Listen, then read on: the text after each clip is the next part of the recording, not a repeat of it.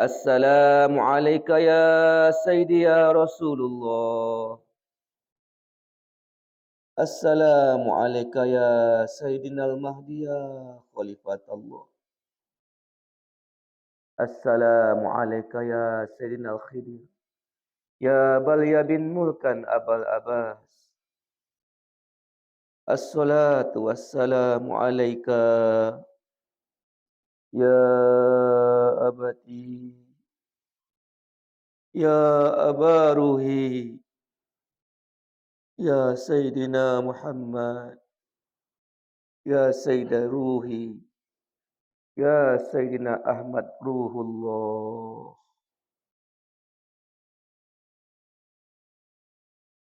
Amma ba'du, qala Allah Ta'ala fil kitabil karim. Na'udzu billahi minasy syaithanir rajim. Bismillahirrahmanirrahim. Kullu nafsin za'iqatul maut. Sadaqallahu maulana al-azim. Wa sadaqar rasuluhun nabiyul karim. Kemudian daripada itu, yang sama-sama kita muliakan guru kita, syekh kita, selaku pimpinan di halqah yang mulia ini. Mari kita sama-sama memuliakan beliau. Mari kita sama-sama mencintai beliau. Mencintai guru, memuliakan guru adalah tawassul, jalan cepat untuk sampai kepada Rasul. Jalan tercepat untuk sampai terwasul kepada Allah Subhanahu wa Ta'ala. Kemudian yang sama-sama kita hormati para guru-guru kita yang hadir. Para mursyid, para khalifah. Nenek mama, alim ulama, cadik pandai beserta bundu kandung. Umumnya kita yang hadir pada malam hari ini, yang insya Allah adalah hamba pilihan Allah. Yang insya Allah adalah tamu-tamunya Allah. Yang insya Allah adalah kekasihnya Allah. Para hamba Allah, para umat Rasulullah yang selalu diridhoi oleh Allah. Yang insya Allah kita yang hadir pada malam hari ini adalah hamba umat yang dicinta Rasulullah sallallahu alaihi wasallam. Agar ridha Allah, agar cintanya Rasulullah itu sampai kepada kita, jalan tercepatnya, marilah kita senantiasa hanya berserah diri pada Allah dan cinta kepada Rasulullah sallallahu alaihi wasallam. Bagaimana cara berserah diri? Di dalam tubuh yang satu terdapat diri yang dua. Zahir dan batin, jasmani dan rohani. Serahkan jasmani dan rohani kepada Allah.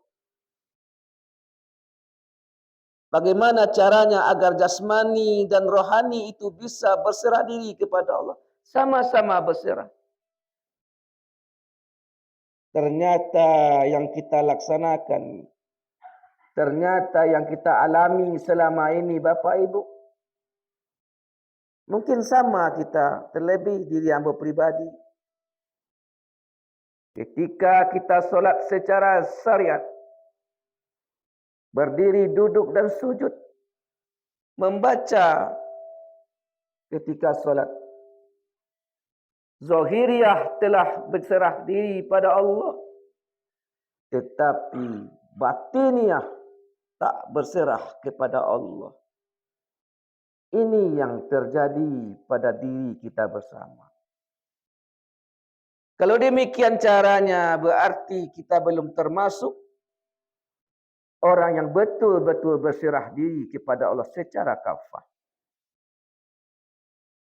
Bagaimana caranya agar diri ini bisa berserah diri kepada Allah secara jasmani dan rohani? Maka hubungkan jasmani dan rohani. Kalau jasmani dan rohani tidak dihubungkan, maka dia tidak akan pernah satu hadapnya kepada Allah.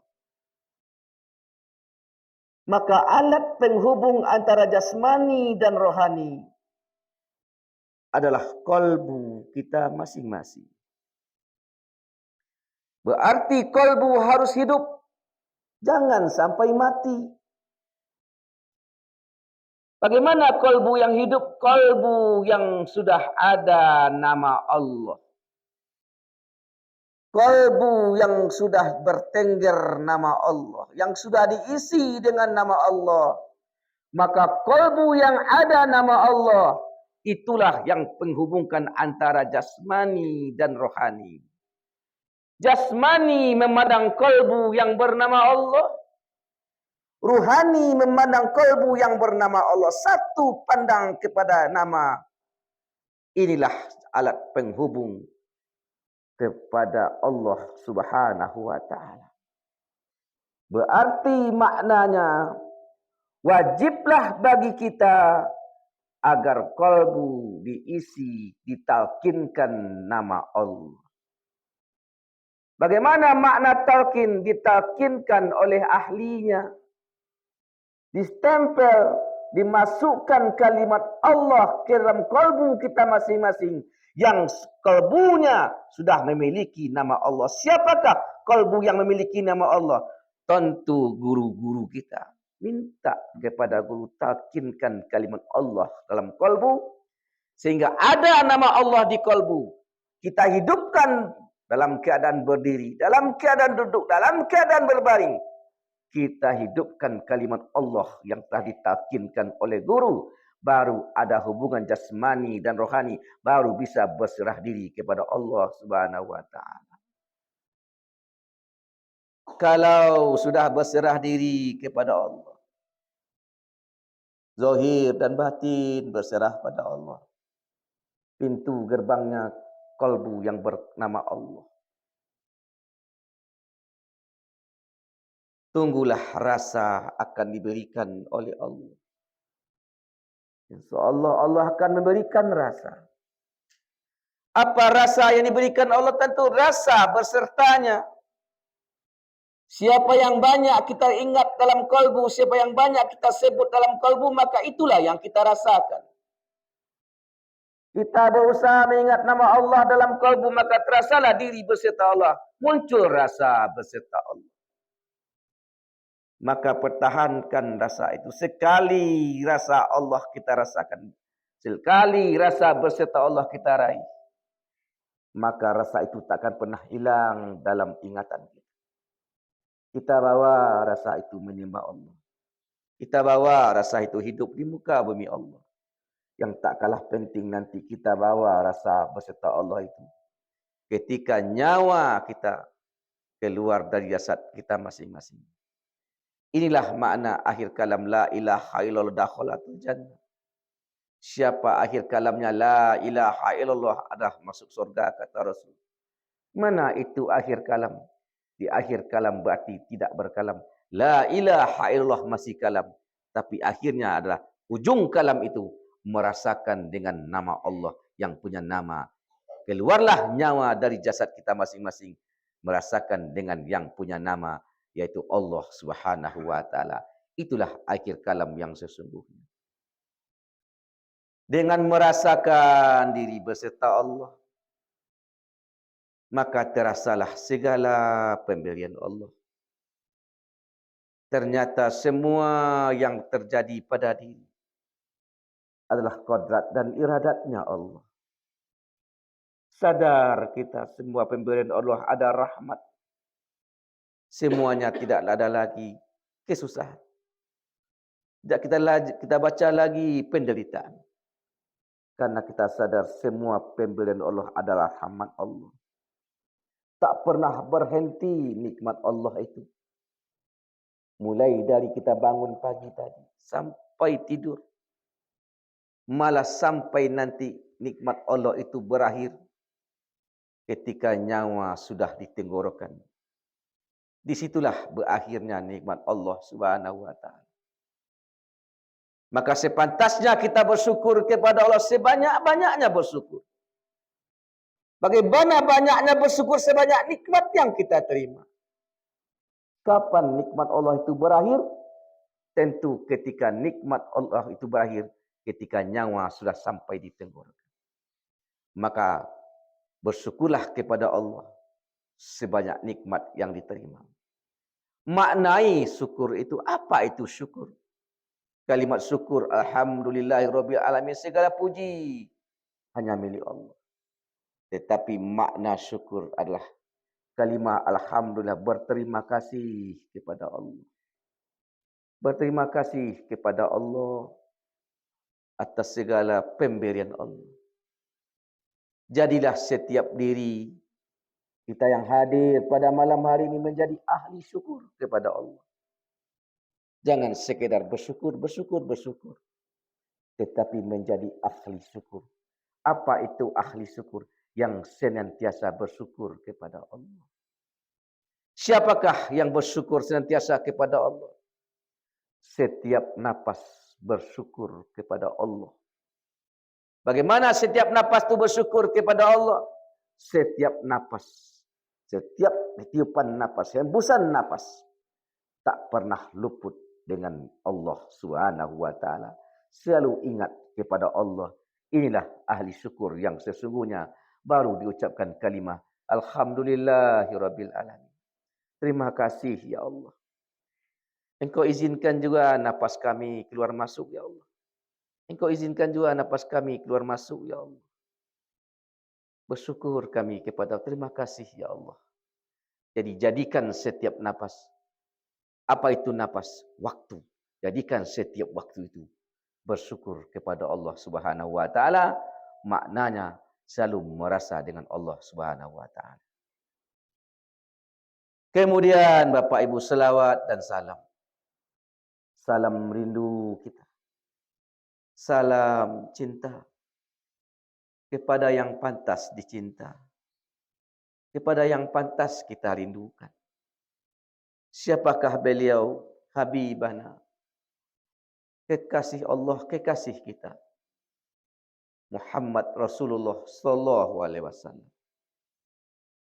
Berselawatlah kepada beliau karena rindu kepada Rasul. Berselawatlah kepada Rasul karena cinta kepada beliau. Bukan karena cinta pada diri.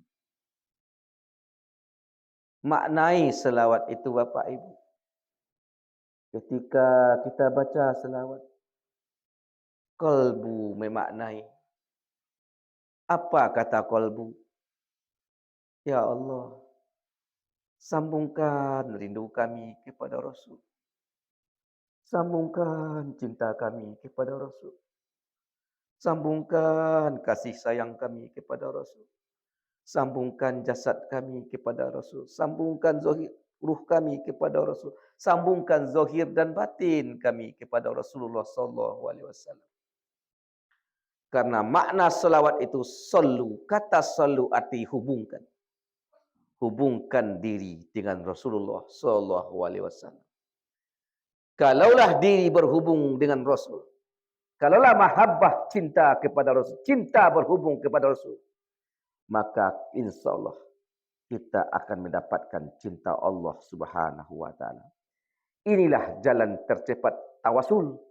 Inilah jalan tercepat usul kepada Allah Subhanahu wa taala, mencintai kekasih Allah Rasulullah sallallahu alaihi wasallam. Berbanyak selawat kepada beliau Bapak Ibu.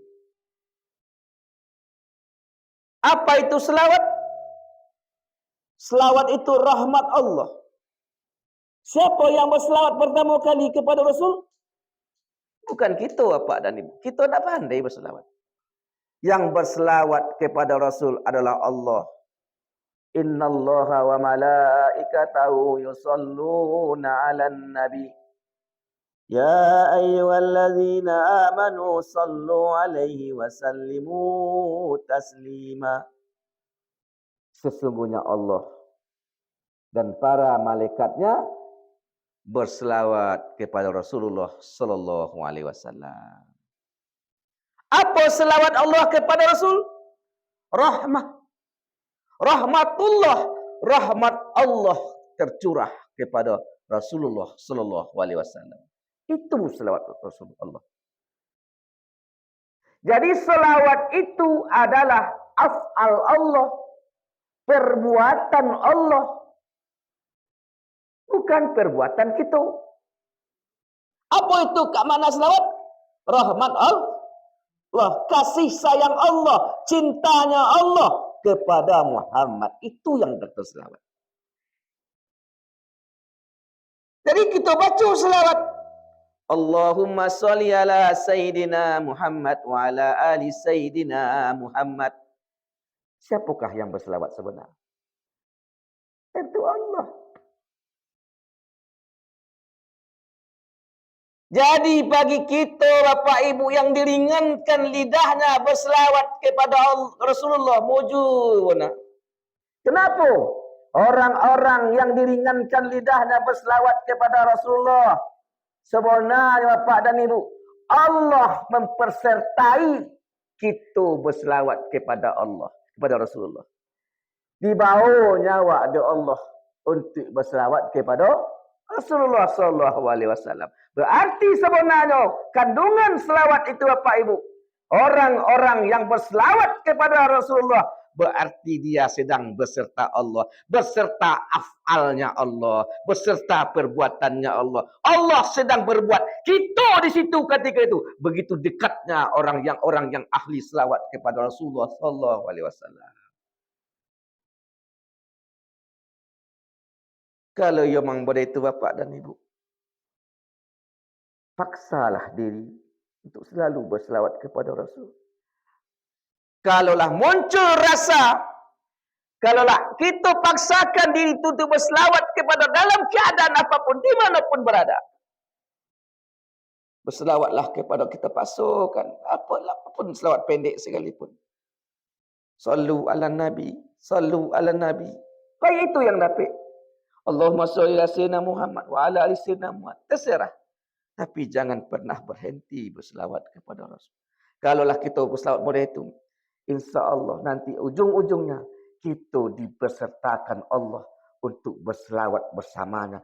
Baru terasa af'al Allah tu berdiri kawat. Baru terasa Nur Muhammad tu masuk dalam kalbu waktu Bapak.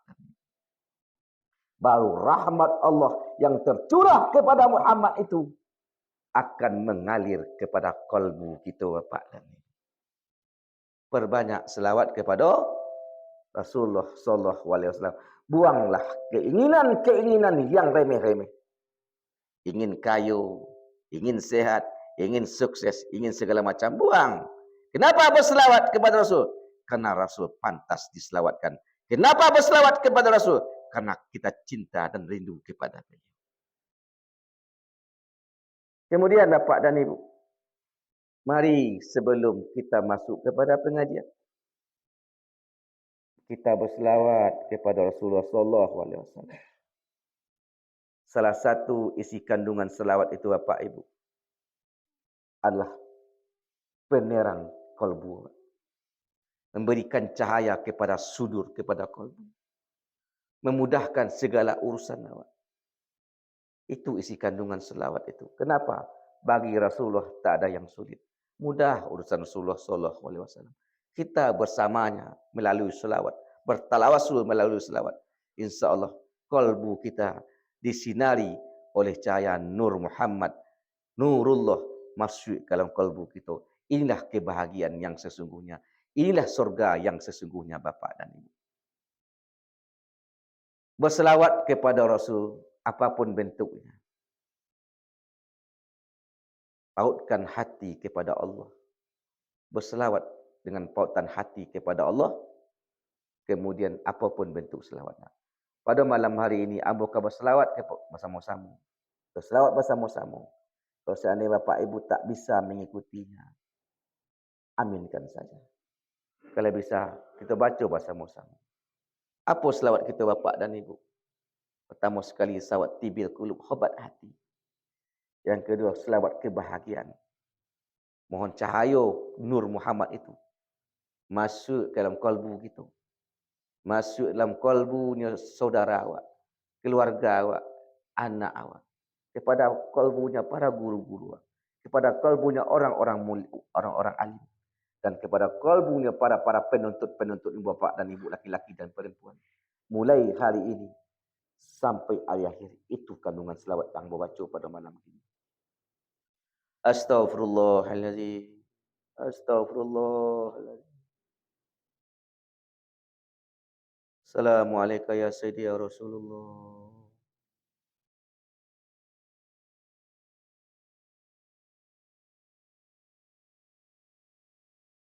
Inna Allah wa malaikatahu yusalluna ala nabi. Ya ayyuhallazina amanu sallu alaihi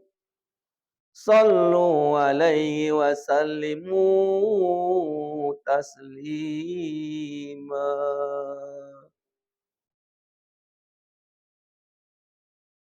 Allahumma salli ala sayyidina Muhammadin tibbil qulubi wa dawaiha wal afiyatil abdani wa sifaiha wa nuril absari wa diyaiha wa ala alihi wa sahbihi wa sallim. Allahumma salli wa sallim ala sayyidina Muhammadis sahibil busyra salatan tubashshiruna biha wa ahlana wa auladana wa jami'a masyaikhina wa muallimina wa talabatana wa talibatina biyaumina hadza ila yaumil akhirah. Assalamualaikum ya Sayyidi ya Rasulullah. Semoga selawat yang kita baca sebentar Bapak Ibu menjadi penerang dalam kalbu kita masing-masing. Sehingga kalbu kita bercahaya, insyaAllah kebahagiaan akan datang kepada kalbu yang bercahaya. Ada nur Muhammad di dalamnya. Semoga saja kalbu kita bercahaya. Kemudian limpahan kalbu itu bercahaya. Kita mohonkan kepada Allah. Semoga keluarga kita, anak kita, guru kita, orang alim di antara kita, para murid-murid kita yang sedang menuntut ilmu, berikan cahaya nurullah, nur Muhammad. Mulai detik ini sampai akhir. Amin. Ya Rabbal Alamin. Bapak dan Ibu, sidang jemaah yang berhormati. Di awal tadi, boleh membaca sepotong ayat yang pendek. Ayat itu ayat yang ditakuti bagi sebagian besar manusia. Kullu nafsin za'iqatul maut. Setiap diri, setiap nafs, setiap jiwa akan merasakan yang namanya mati. Siapapun kita. Berarti maknanya merasakan, bukan mati. Merasakan mati. Kapan waktu itu? Allah yang tahu. Itu rahasia Allah. Kalau rahasia Allah, kalau sebarang yang rahasia, boleh tak dia beritahu, Bu? Sesuatu yang dirahasiakan, boleh tak dia beritahu korang? Hah? Tidak. Lah ya atau tidak? Kenapa tidak?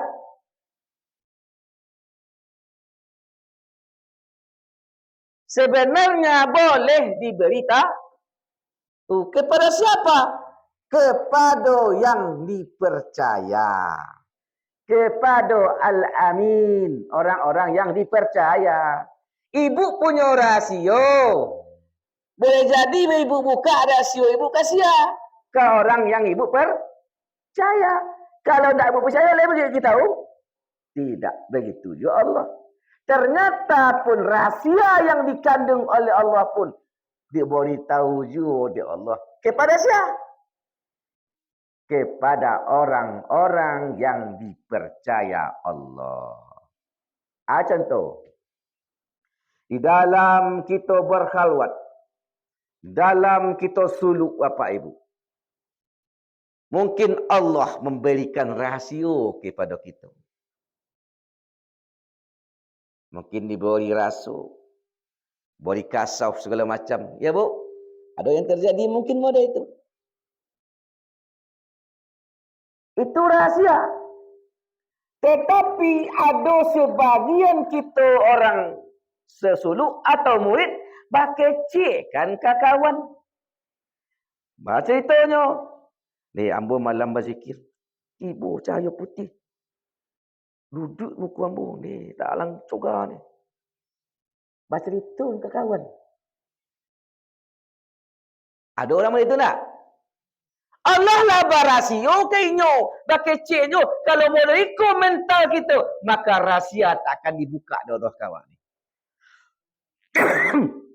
Kalau seandainya ibu bapa ibu dalam berzikir, natijah diberikan oleh Allah rahsia-rahsia kasaf. Jangan sekali-kali dibuka pada kawan kecuali kepada guru. Kawan yang itu, berarti ibu buka rahsia. Akibatnya kita buka rahsia itu, maka rahsia selanjutnya tidak ada lagi Allah kawan. Itu akibat bapak. Hati-hati bapak ibu. Ya Bu. Kalau ada ibu dalam berzikir berapa, dalam berkelawat, dalam jangan pernah cerita dengan kawan. Pemberian Allah tu rahsia Allah. Allah percaya kawan, tapi bongkar rahsia Allah.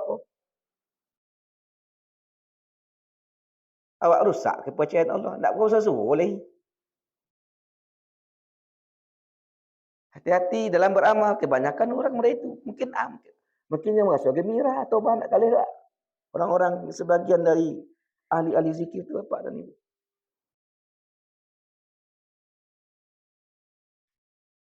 Itu yang harus awak jaga. Berarti Allah kalau memang ada rasa diberikan oleh Allah ke awak. Turkan rahsia rasa itu. Berarti Allah lah percaya ke awak. Tutup serapi-rapi kecuali kepada guru. Ceritalah ke guru. Tak boleh. Kenapa Bapak dan Ibu? Dalam kasaf itu sebenarnya, kita sama-sama dalam berzikir. Boleh jadi dalam bertawajuh, contoh Bapak dan Ibu. Allah berikan kasaf kepada murid. Guru nak nampak. Boleh jadi guru sedang kasaf, tampak dia murid. Boleh jadi. Dalam keadaan ini, kita bertawajuh. Guru sedang nampak awak dalam pandangan kasaf. Dikasafkan, dibukakan dia Allah. Tampak tak guru cakap.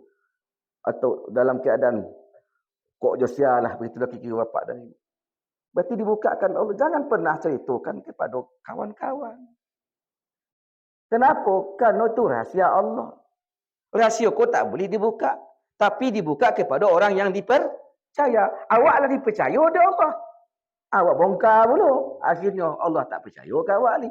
Mana aku yang dapat rasa sehari maya ni. Lebih nama bapak dan ibu. Aku nak seketik-seketik yang harus kita fahami. Bagi kita yang lah berzikir kepada Allah bapak dan ibu. Banyak kita yang terlanggar di situ. Jadi kematian itu rahasia Allah. Boleh jadi diberitahukan oleh Allah kepada orang-orang yang dipercayanya. Boleh jadi kita dah tahu dia Allah. Mati tahun lain, ang mati sepekan lain. Boleh jadi.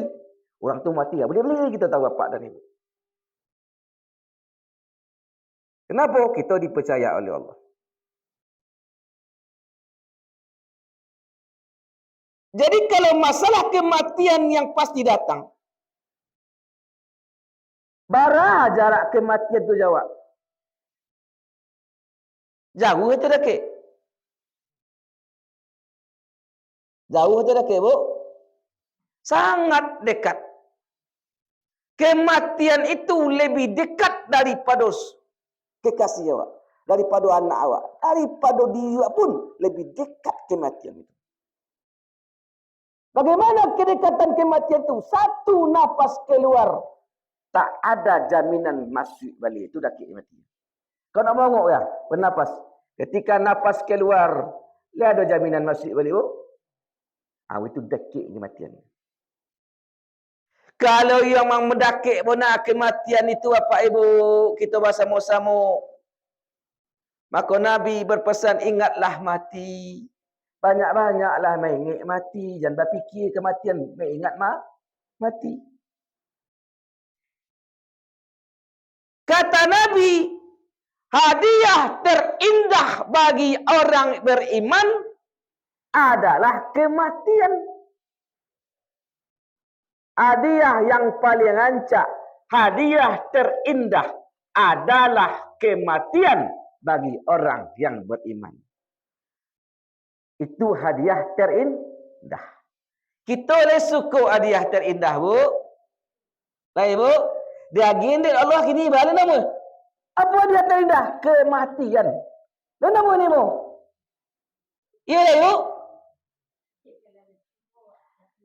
Kalau memang bodoh itu jawapannya, kalau kita sadar bahawa satu yang indah, iko siapa yang bisa menampilkan ada hadiah. Tentu macam apa kita menyebut tak? Iko hadiah terindahku kematian. Lebar usaha kita hendak untuk mempersiapkan menerima hadiah yang terindah itu. Kita tanya diri kita masing-masing, Bapak Ibu. Ialah siap Bapak Ibu mati ini? Lah siap, Bu? Hah? Alun, Bu? Alun atau lah? Alun. Lah baramu, Ibu? Jadi. Orang boleh, Bu? Orang boleh terbalik? Lah, orang 60 alun dia siap ni. Kenapa alun siap? Karena tak tentu nanti dipersiapkan. Itu sebab kalau kita tahu apa yang akan dipersiapkan, tentu jalih dulu barangnya. Allah siap, Allah le, angah siap nak habis. Nak tahu apa yang kita persiapkan. Pada dasarnya kita bersama Bapak Ibu, apapun awak, semuanya secara manusiawi, kita takut mati. Ya, Bu? Ya tak? Apa penyebab kita takut mati? Yang pertama penyebab kita takut mati apa Bapak Ibu? Penyebab takut mati itu kita mungkin janji. Itu pertama takut mati. Yang kedua kita banyak utang. Dia banyak utang tak? Bukan utang piti. Hutang ke Nabi dia tak? Mungkin janji Allah dan Rasul. Banyak hutang ke Allah dan Rasul. Bukan Allah membuat hutang, kita yang hutang. Mungkin janji. Di alam ruh. Ketika ruh kita diambil di Allah. Alastu bi rabbikum wahai ruh. Apakah aku ini Tuhanmu? Lai kata pek janji tak? Engkau kan dimasukkan ke tubuh si anu lah. Kan ke tubuh si anu setelah engkau akan keluar ke dunia. Di dunia mesti engkau hidup. Kalau tiba dunia, lain tak mungkin janji je den. Leka batuhan je kan den. Leka menyembah den jo. Leka mengenal den jo ya Allah. Qalu bala sayyidina lai ya Allah. Tu kira bapak dan ibu. Pokang janji ya Allah. Lahir hidup di muka dunia. Janji tinggal janji. Ka balik pulang takut tiba. Janji tak tahu. Topik. Kaya mungkin janji kita ke Allah. Kemudian banyak utang. Berapa kosuk banyak utang? Kalau kita berhutang kepada seseorang, banyak utang kita, apa-apa, banyak utang kita dipajak, dilepau. Dia tolak je kelepau tu nak. Takut nak kita bersobok je orang nak kita hutang. Takut. Kenapa? Kita berhutang. Bagilah hutang ni. Tak takut ni. Hutang kita. Pengalaman ada ambil bapak ibu. Ketika menjadi khatib, ketika pengajian model kini, ketika tasabuk nama Muhammad, hutang tumbuh jawab. Sallallahu alaihi wasallam. Lebih itunya Pak nak. Kau nak hutang. Setiap tersebut nama Nabi sallallahu alaihi wasallam. Sallallahu alaihi wasallam. Kau hutang tak tahu wak. Ada hutang tumbuh takut wak ni. Bayilah hutang tu. Tersebut nama Nabi, maka berselawatlah kepada Rasulullah sallallahu alaihi wasallam. Itu istilahnya hutang, tapi bukan hutang. Yang salah lah Bapak Ibu. Itu yang menghijab kita, yang membuat kita takut kembali kepada Allah SWT. Di dalam kitab tasawuf modern karya Buya Hamka, penyebab manusia itu takut mati, 5 penyebab. Berapa penyebabnya, Bu? Kita hindari yang 5 kuah. Maka kita insya Allah tak takut mati. Baru kita merasa berharap mendapatkan hadiah dari Allah. Kematian itu adalah hadiah terbesar dari Allah Subhanahu wa taala. Apa penyebab manusia itu takut mati? Yang pertama penyebabnya tak tahu hakikat mati.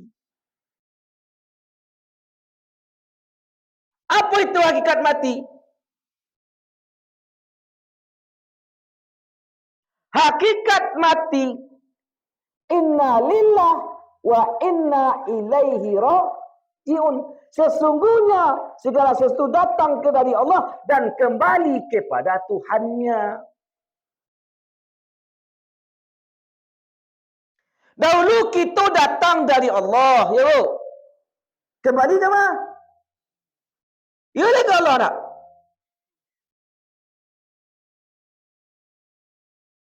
Ya ke Allah kita kembali. Jadi makna inna lillahi wa inna ilaihi raji'un. Sesungguhnya segala sesuatu datang dari Allah. Ya apapun alam semesta isinya datang dari Allah. Kembali ke mana? Yang datang dari Allah dalam diri mana? Jiwa tadi, nyawa tadi datang dari Allah. Kembali ke mana? Belum tentu ke Allah.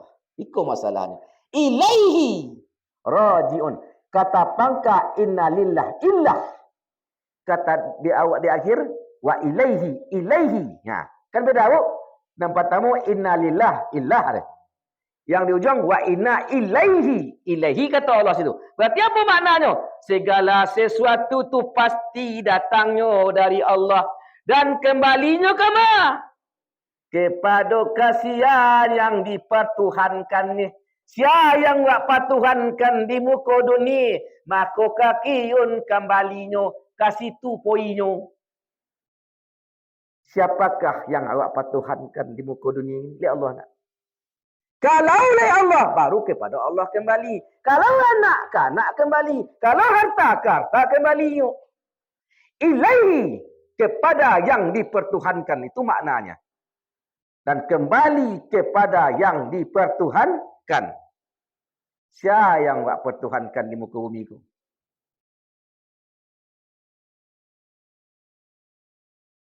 Lai Allah. Lai bu? Lai. Lai itu tidak. Apa buktinya Allah? Apakah kita tegak rukuk sujud? Itu bukti. Apakah kita puasa Ramadan? Apakah haji dan umrah? Apakah bersedekah? Apakah itu bukti? Tak, itu buktinya deh bu. Buktinya adalah kalau masalah itu bukan sembahyang dan banyak. Bukan dek puasa dan banyak. Bukan dek sedekah yang banyak. Bukan dek haji yang umrah. Tapi buktinya awak seorang-seorang yang tahu. Mana yang maksud dipatuhan? Sia yang dipatuhankan dek kalbu. Laikah Allah atau tidak? Jadi kalbu itu bapak dan ibu, sarangnya, rumahnya jiwa. Laikah nama Allah di kalbu nak berarti itu yang dipertuhankan. Ternyata tidak. Berarti tidak Allah nama. Siapa yang tahu? Awak seorang-seorang. Kembali jalan gini. Siapakah yang dipertuhankan di kalbu? Dia Allah tidak.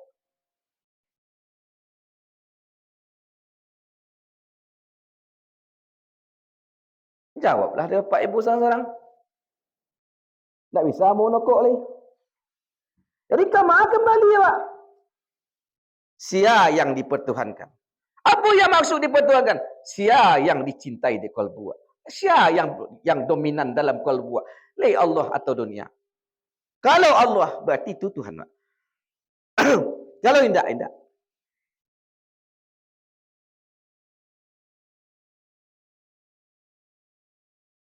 Itu yang pertama Bapak dan Ibu. Kenapa manusia itu takut mati? Karena tidak tahu hakikat mati. Hakikat kembali kepada Allah. Jalan kembali itu Bapak dan Ibu. Kalbu tadi harus nama Allah. Itu yang maksud dipertuhan. Ikut masih level 1 sebenarnya. Kalau ibaratnya tingkat dasar namanya. Bertuhan kepada asma. Kepada nama. Tapi walaupun demikian, kadang-kadang di siko kita pun orang-orang yang ahli zikir, yang sampai kepada ahli hakikat. Macam meihkan pula orang yang ahli asma. Kata orang punya nama, orang zikir nah sampai ke hakikat. Orang hakikat ke bapak dan ibu-ibu, banyak tak dicik di kesombongan. Nyolah merasa hebat. Sembayang. Apa gunanya sembayang? Hanya menyembah nama. Itu nama. Aduh lah basuh awak tu kan.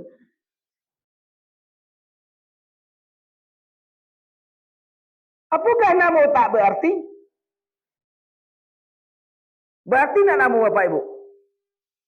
Dia bapak ibu lebih berarti nama tak? Lain.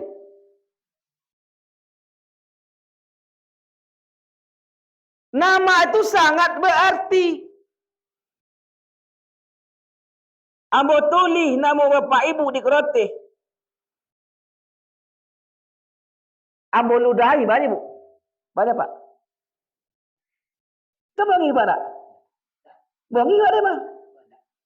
Secara manusia bangi. Secara awamnya bangi. Saya tidak ada. Kau nama orang tu ni. Lihat tu lah. Bagi kau. Bangi ada. Secara normalnya bangi. Tetapi secara marifat bangi tidak. Tetapi secara kita manusia umum pasti bangi.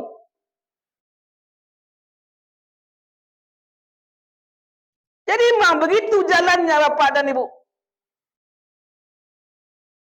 Ia melalui nama dulu. Untuk kenal je Allah tu nama dulu. Tak bisa tidak. Kita kan berkenalan dengan seseorang. Yang awak perkenalkan siapa? Apa awak atau mak awak? Atau nama awak? Tentu nama kita yang kita baca kan, Bu? Nama dulu. Siapakah yang memperkenalkan nama awak? Apakah orang itu yang tahu atau awak yang menyambunginya? Nama kita seorang-seorang, Bapak Ibu.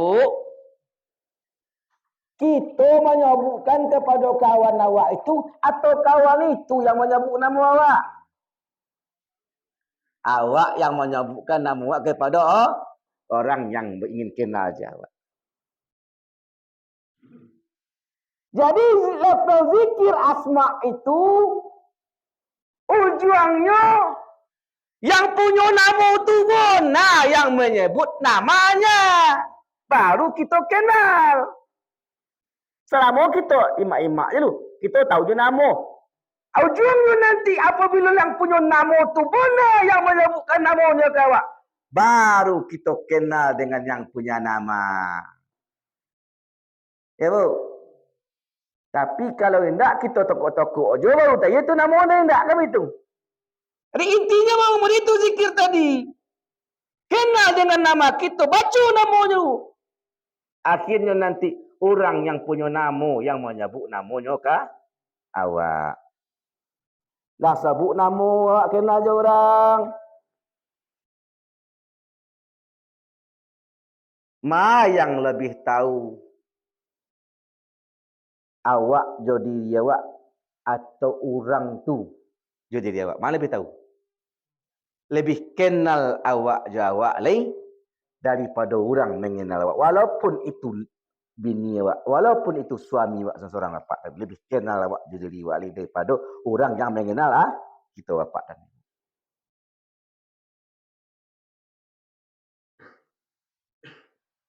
Jadi bapak dan ibu, itulah sebenarnya hakikat kematian itu.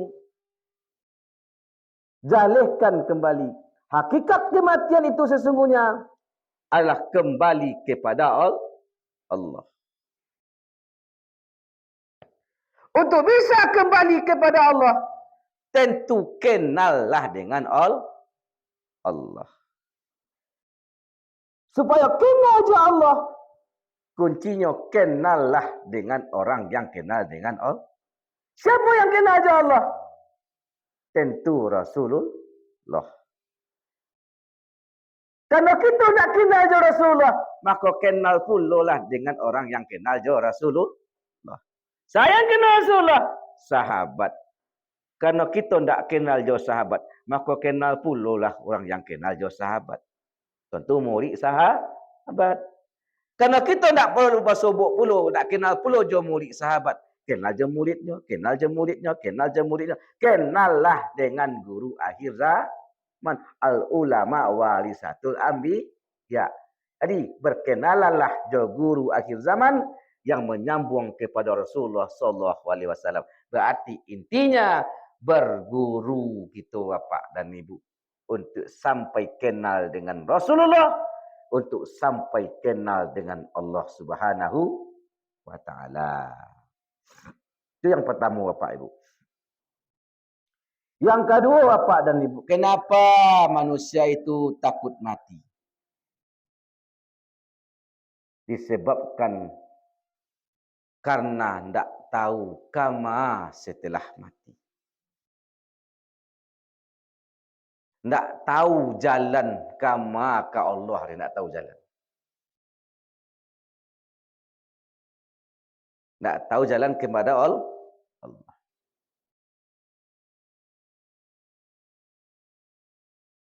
Supaya kita tahu jalan kepada Allah. Tahulah cara mati. Di dalam kajian tasawuf kalau mutu qabla anta mutu. Matikanlah dirimu sebelum mati itu datang. Lah pandai kita mati sebelum mati. Baca rohnya, Bu. Kelawat. Kau tak mau kelawat, bakah?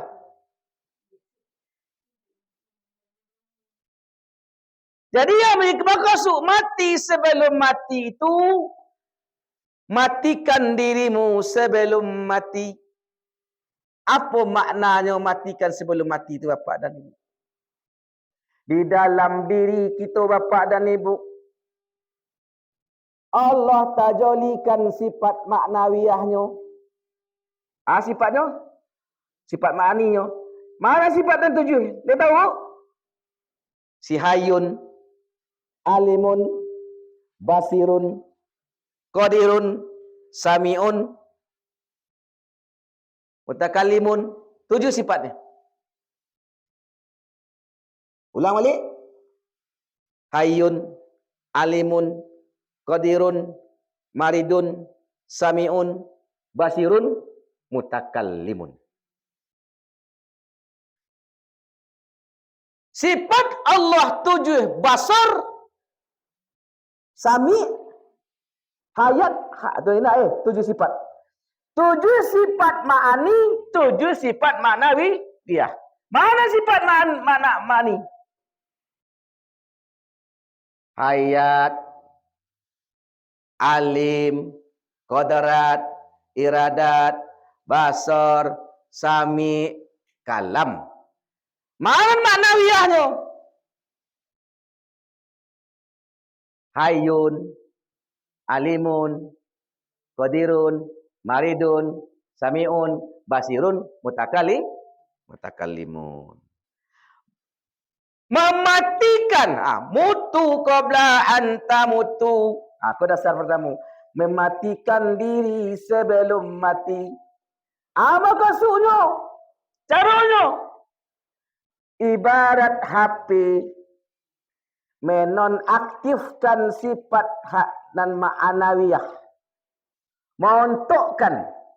Ibarat TV hidup, radio hidup. Matikan. Berarti barang pada jauh. Dinonaktifkan. Diberhentikan minum sadu ni. Ayun berhenti. Tinggal si Hayat.